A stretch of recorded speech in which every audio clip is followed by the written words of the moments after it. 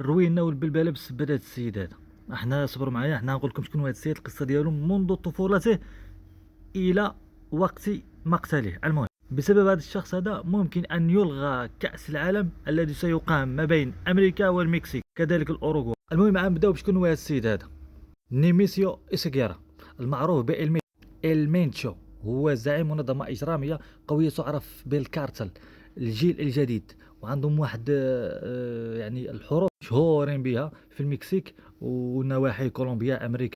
سي جي ان جي الجيل الجديد. يعني هذا بني ادم هذا ولد في 17 يوليو 1966 ولاية ميتشواكان بالمكسيك. يعني بعض المعلومات لدي هنا انها معلومات عجيبة وغريبة جدا، يشبه اسكوبار. المهم هذه المنطقة كانت في ريف المكسيك، منطقة فقيرة جدا. الطفولة هذا الإنسان هذا نشأ في أسرة فقيرة جدا، يعني تعمل في الزراعة. كان واحد من عدة أفراد في أسرته، لأن أسرته كانت أسرة كبيرة جدا، يعني لديه عدة إخوان. ترك الدراسة في سن مبكر جدا بسبب الفقر يعني والظروف المادية الصعبة.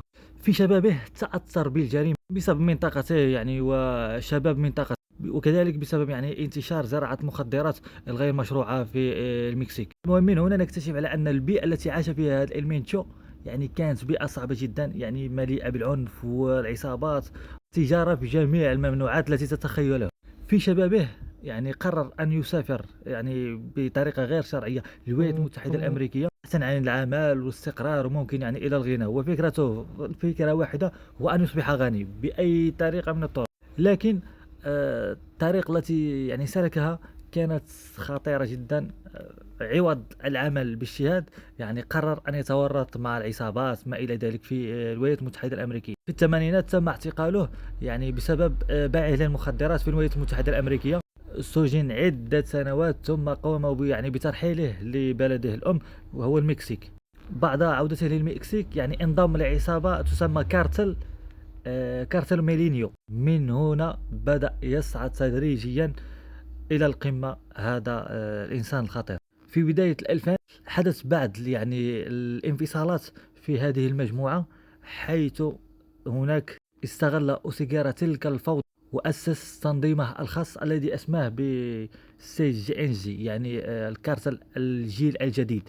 من بعدها يعني توسع نشاطه في المكسيك والدول المجاورة بسرعة فائقة. من بعدها قال لك سيطر على طرق تهريب المخدرات نحو الولايات المتحدة الأمريكية بطريقة خطيرة جدا، وكذلك دخل في صراعات دامية مع كارتلات أخرى مثل كارتل سينالوا. هذا الكارتل يعني مجموعة العصابات المتواجدة في المكسيك والنواحي.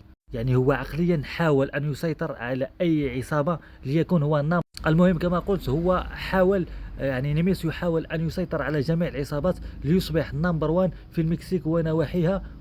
ولما لا، هو كان لديه هدف قاله يعني في لأحد أصدقائه، يريد أن يصبح نمبر وان كذلك في الولايات المتحدة الأمريكية. بسبب يعني عندما دخوله للسجن يعني وتم يعني تخريجه يعني ومنعه من دخول الولايات المتحدة الأمريكية، يعني وتم ترحيله إلى المكسيك.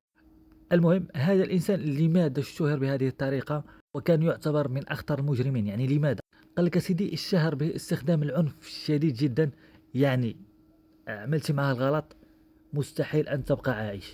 تخيل معي هذا الإنسان هذا نفذ هجمات مباشرة ضد قوات الأمن. تخيل معي إنسان قادر أنه يشن هجوم ضد قوات الأمن. والشيء الهارب الأسطوري أنه في 2015 جماعته الكاستل سي جي ان جي يعني قامت بإسقاط مروحية عسكرية.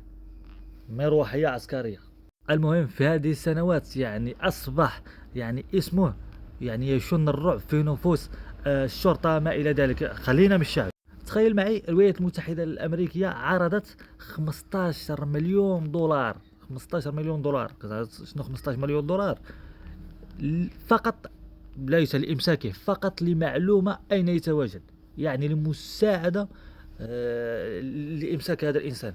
15 مليون دولار، ركز لي على هذا المبلغ فقط لمعلومة ضد هذا البشري.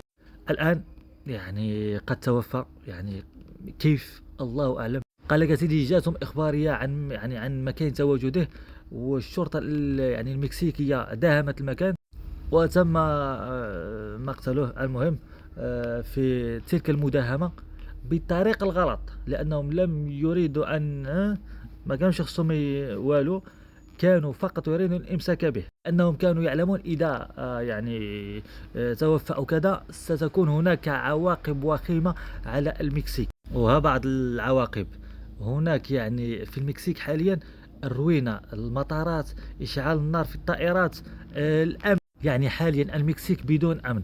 المطارات، المدارس، الجامعات، قال لك منع التنقل. يعني هذه العصابة كارتل قال لك تمنع تنقل أي فرد، يعني يجبروك في الطريق هزك الماء تعطيك الضوء. حاجة واحدة، الأطفال الصغار يعني هما بعض القوانين عندهم هزلية. أطفال صغار ممنوع، مرأة، رجل، شارف، كبير، مشى.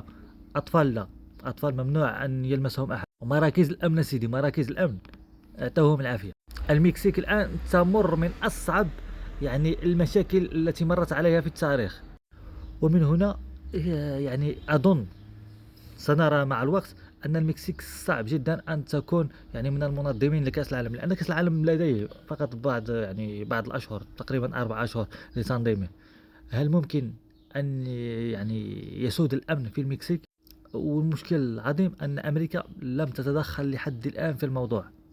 يعني أمريكا شاهد ما شاف شي حاجة. المهم من قصة هذا الإنسان هذا، هي ليست قصة نجاح مثل ما يقول الكثيرون ويلقبه بإسكوبار. حتى إسكوبار ليست قصة نجاح، مثال على كيف تؤدي الظروف الاجتماعية القرارات الخاطئة إلى طريق مليء بالخطر والدمار.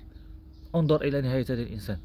يعني ممكن أنه يكون قدم أمور بالنسبة له عظيمة، وتسلقه العرش الجريمة في المكسيك، لكن نهايته مأساوية للأسف الشديد.